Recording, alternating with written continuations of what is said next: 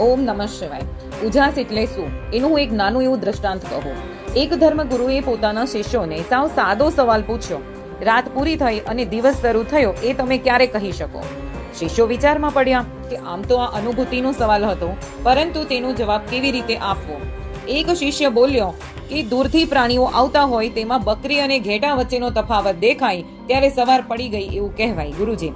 તો ગુરુજીએ કીધું કે ના ભાઈ, બીજા કોઈ જવાબ બોલો. તો બીજો શિષ્ય કહે કે દૂરથી અને અનેક ઝાડ દેખાતા હોય તેમાં અંજીર અને પીચના ઝાડ વચ્ચેનો તફાવત નરી આંખે દેખાય ત્યારે સવાર પડી ગઈ તેમ સમજવું. ઘણા શિષ્યોએ પ્રયત્ન કર્યો, પરંતુ ગુરુને એક પણ જવાબ સંતોષકારક ન લાગ્યો. છેવટે શિષ્યોએ કહ્યું કે આપ જ અમને સમજાવો. મારા પ્રિય શિષ્યો, તમે આ જગતની કોઈ પણ સ્ત્રીને તમારી બહેનના સ્વરૂપમાં જુઓ અને પુરુષને તમારા ભાઈ સ્વરૂપે જુઓ ત્યારે સાચો ઉજાસ ફેલાયો ગણાય. બાકી તો ભર બપોરે અંધારું જ માનજો, દિવસ ઉગ્યો છે તેમ ન માનતા. ઓમ નમઃ શિવાય. હર હર મહાદેવ.